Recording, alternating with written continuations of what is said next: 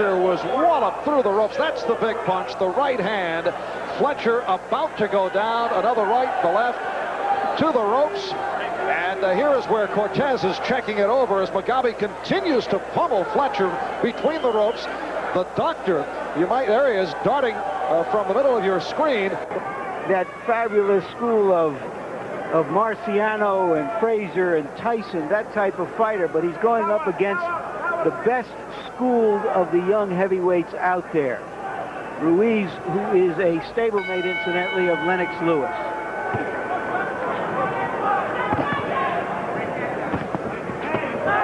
Hard left hand by Tua. Ruiz is rocked in the first 20 seconds of the bout. Down goes Ruiz. He takes a vicious left hand shot on the way down, and it's unlikely he'll be getting up, and Tony Perez says enough. Whoa!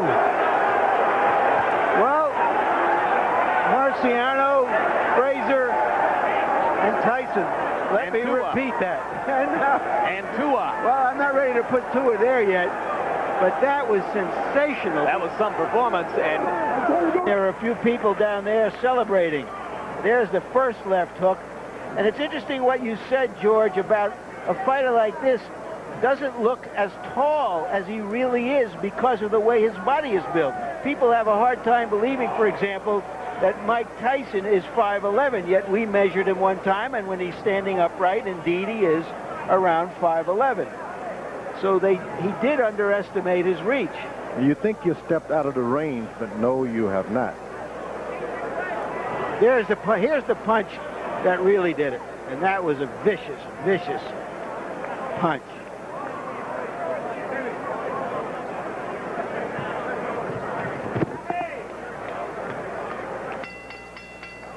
And one more sickening look at the left-hand shot that caught Ruiz flush on the chin as he was going down, and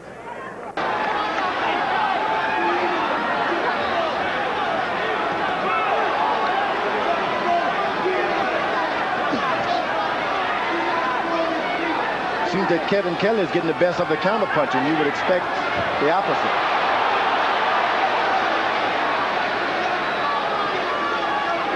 They trade in short bursts and flurries. Nassim landing more accurately in this round than has been the case before, but taking some leather in return. Down goes Kelly on two hard left hands.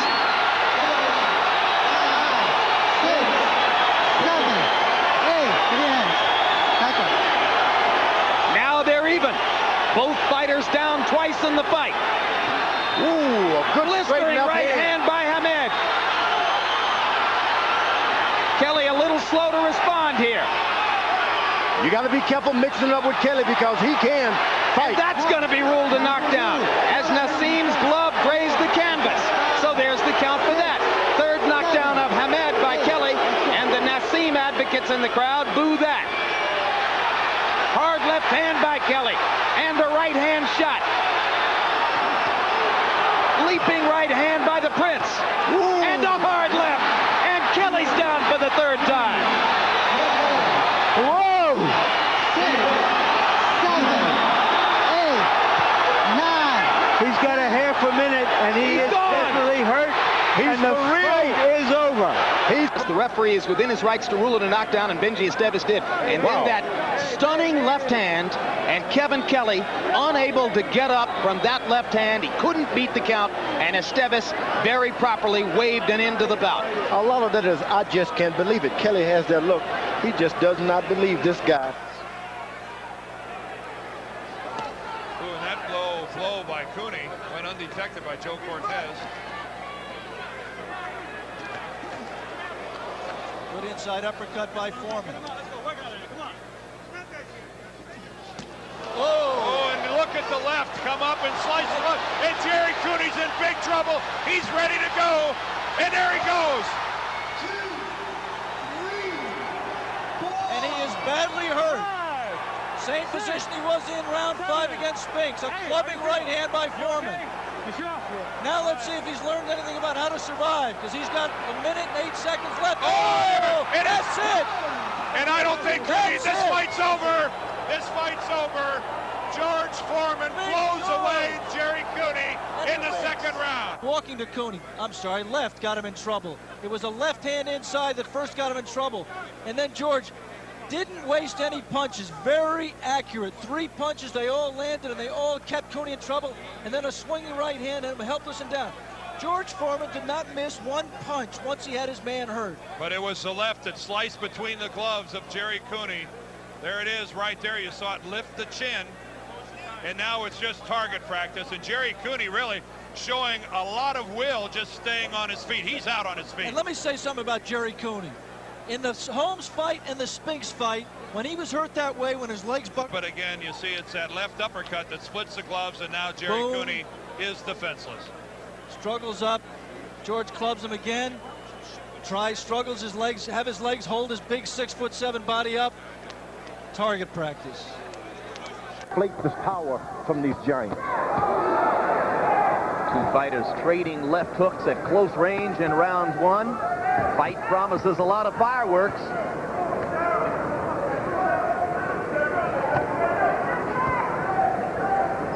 Coming up. Wilson tries a right hand across the top. Tua lands a short left. First down, Wilson, or first time Wilson's ever been down. Can he beat the bell? Can he beat the bell? No! He can't. He's counted out. Another first round knockout for David Tua.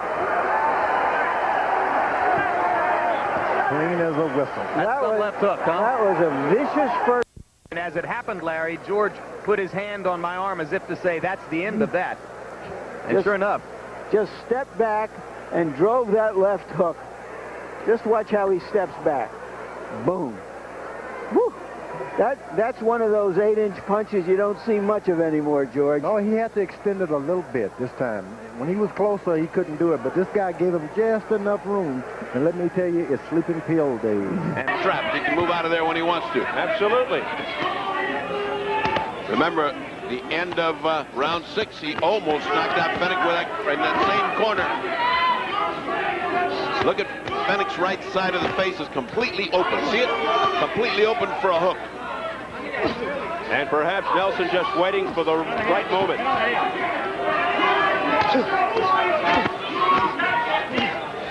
The infighting rages on. And that's exactly what Fenech wanted. That's a hook. Right there it is. Right there it is. And down goes Fenech for the 3rd time of the fight. He was just waiting for the moment. That side of the face was so open. So open, Steve. He had to take advantage, and he did. Azuma Nelson to the attack. Wait a minute. Arthur McKenny steps in, and it's all over. It's all over. It's going to throw in the towel, Steve. They threw in the towel, and it was all over. He said it was going to be over in round 7. He missed by 1. Look out. As Bertie Pacheco heads up into the ring, let's check out the final moments in round 8. It was Azuma Nelson who trapped Jeff Fenech and lowering the boom as Fenech hit the deck. He threw about 4 left hooks in less than a second there, George. Oh, what a left hook inside by Jones. Dances, drops his hands, and pounds away. And Glenn Wolfe has had enough. I thought he's indicating that he got hit by a low blow, not that he wants to stop the fight. That's it. The other 2 short lefts inside that started things off.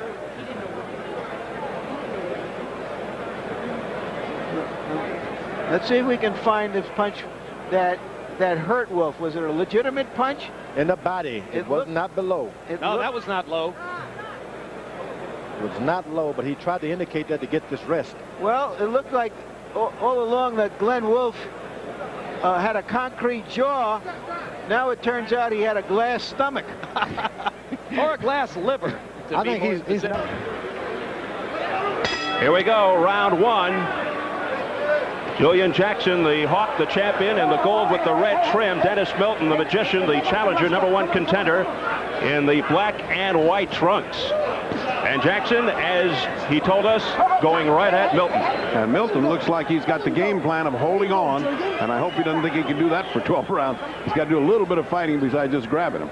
I asked Milton what he has to do to upset Jackson. He said, my boxing ability and boxing savvy will take care of that. He said Jackson's going out. Jackson told us he doesn't think Milton can withstand the pressure of his punches. Right now he's fighting with a little bit of apprehension is the Magician.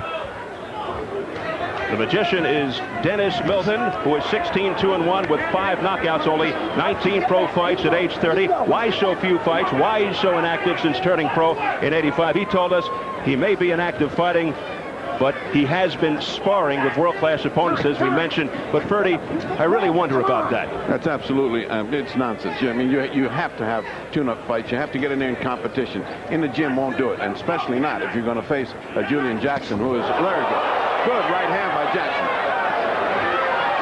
Jackson looking to air it out here in the very first round. Milton foolishly holding on to the rope instead of covering up.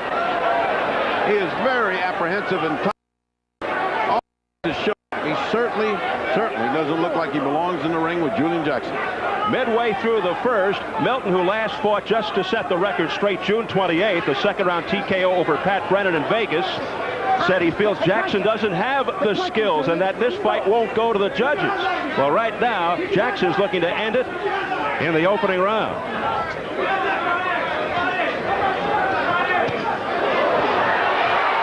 And down goes Milton. He does not look like he is going to get up. He looks like he's part of the fixture. He's part of the canvas. The Magician is down for the count. And it is all over in round number 1. Julian Jackson. First shot, boom, that right hand, and you could see the reaction was to fold. I mean, there was just absolutely, and then to grab hold. There was no concept of counter punching here or to protect himself. Now let's take a look from a different view. You see how solid it landed, and how this guy's just so tight. He's just not loose and limber. He doesn't go with a punch. It's just like hitting a bag. Look at that, boom. It's just that's unfortunate. He was too tight. He didn't get a chance to catch himself and start in his own rhythm. It's kind of unfair, but for him, because he just didn't have it to be in there with Julian Jackson. Let's see what happened at the end of the fight when Jackson, who's one of the great finishers in boxing, finally puts the quietus on the hapless Magician. And there goes Dennis Milton and part of the canvas. Well, the Magician pulled a disappearing act here against Julian Jackson. Well, no magic tonight. It was just a straight, hard performance by a really good champion in Julian Jackson. Let's take another look at that. The right hand that lands alongside of his face just short circuits all the neurons, and there is nothing left to keep him standing or in the... Among Ruddock's many technical shortcomings in recent fights is a tendency to telegraph all of his punches. Good left jab. If Lewis can continue to establish his dominant jab, it makes us an easy fight.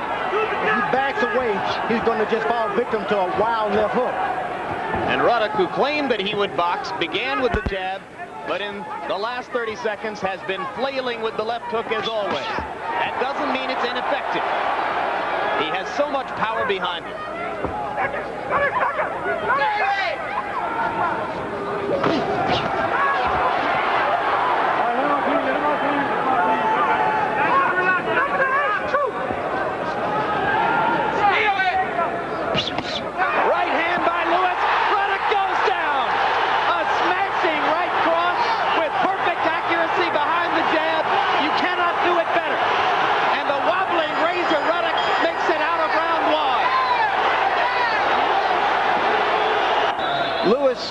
Sized him up. He had thrown 2 wild rights earlier in the round, but now he has really put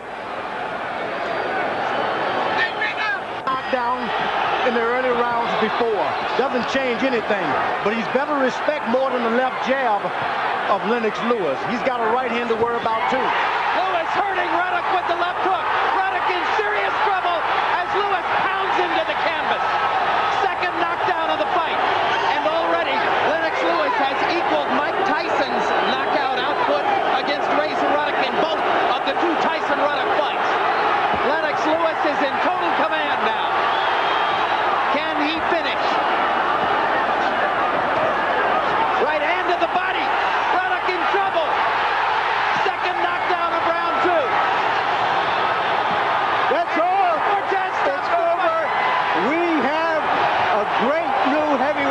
Mercer. Big right. Did he get nailed? Did he get nailed? It could end in this round. It's over now. It's over, Al. It's over.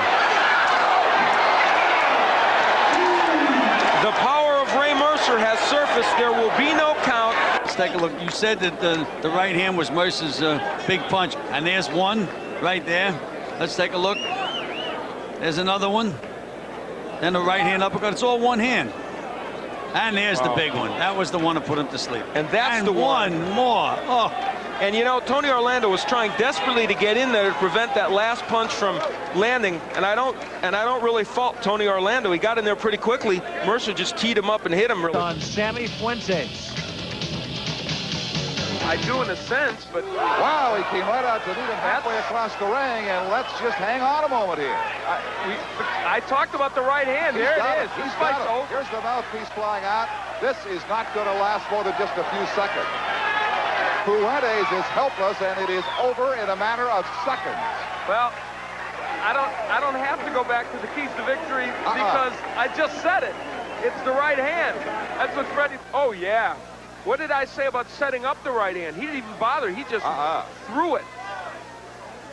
Interesting. He literally raced from his corner with the right hand poised and ready to fire, and a series of them. There goes the mouthpiece, and that was it, as he had to be captured by the referee. Things being thrown into the ring now. He had to cut into his eye, Bobby. The referee accidentally banged heads. Simon was coming in to throw a punch. Petway was ducking the block, and they slammed heads. Yeah, something's in the ring. Somebody's throwing paper in the ring. It's a wrapper. Let's hope nobody slips on it. The referee hasn't seen it yet. Oh, this is a foul fest now. He may not get up. It's over, guys. This fight's over. He's not getting up. He is not getting up, Bobby. Out. It's all over. Out. Look, it's Simon Brown. Convulsion. Oh, let's hope he's all right. What's he doing? He continues to fight on his back, throwing punches on his back. Unbelievable. They got to get help to Simon Brown in bad shape. Once again, we hope that we're in a place where they got medics and they've learned their lesson. Well, you watch it again. Petway's still doing his moving and using his quick counters. Simon missing some big shots, and it's a speed again. 1-2. He ducks in and catches him clean. Catches him looking, turns right into him. His head slammed into the canvas, Steve, which could have just added to insult to injury, so to speak. What a left hook. Bobby, as you notice, as he's throwing the punch, he beats him to the punch. As you're going to see right here, throws his right hand right here. The left hook comes, bang! His head's up in the air. He knocks him cold. Matter of fact, he's so incoherent. He's throwing punches as he's down. He thinks he's still fighting. Look at this reaction off the textbook knockout by Vincent Petway. Still throwing punches while on his back, Simon Brown. A stiff jab by Tszyu. Tszyu trying to find his range. Stop! Stop! Don't grab his head. We approach 20 seconds remaining, round 2. How do you find your range against Zab Judah? The range changes all the time, Steve. Exactly. You have to come forward and work. And this round was Kostya Tszyu's clearly evening things up. And ending strong. Down he goes. The right hand, he's in trouble. He's in real trouble. It's over. JD stops the fight in the second round, and it's over round 2. A right hand upstairs. Go ahead, Kostya. Yeah, I'm just very. You see its first right hand nearly comes through, and this is right on the chin. I've seen he's become a little lazy in the beginning. I've seen how he come in, and look at him. He's really look at his eyes. Look at his eyes. The referee has done the right decision to stop the fight. Otherwise, he will be really, really hurt. And it's not necessary to. Another hard right hand. Stone is in trouble. Left hook, and Jay Nady stops the fight. That is a flat-out knockout on a brilliant left hook by The great old-timers. That's good enough for me. Didn't take them long to solve the awkward style of a fighter who didn't belong in the same class or ring with Shane Mosley. And here comes the left hook. 3 or 4 right hands, and then boom. The left hook followed by another right hand. The referee is. It's hard to do anything about this. Boom. That canvas talent will not carry you there because of the style of the opponent or whatever. Shane Mosley learned that last Saturday night. Again, once again, 3rd knockdown of the night. Who never saw it. You know, that's pretty amazing because between rounds, Alton Merkerson, Roy Jones's hand-picked trainer from Pensacola, asked him to go ahead and get the knockout and said, we've got somewhere else to go.